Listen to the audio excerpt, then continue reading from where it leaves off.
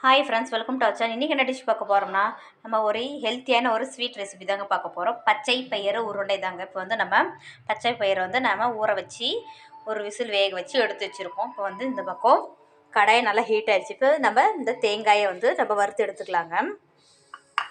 வந்து நம்ம வாசனைக்கு ஒரு 4 ஏலக்காய் ஆட் பண்ணியிருக்கோம். நல்லா நம்ம வறுத்து எடுத்துக்கலாங்க. தேங்காயோட ஈரப்பதம் போனால் போதும், நம்ம நல்லா வறுத்து எடுத்துக்கலாம்.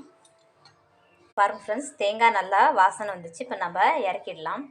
ஒரு ஜார் எடுத்துக்கோ. இப்போ வந்து நம்ம ஒரு 1/2 கப்பு நம்ம நாட்டு சர்க்கரை ஆட் பண்ணிக்கலாங்க. இப்போ நம்ம தேங்காய் ஏலக்காய் ஆட் பண்ணிக்கலாம்.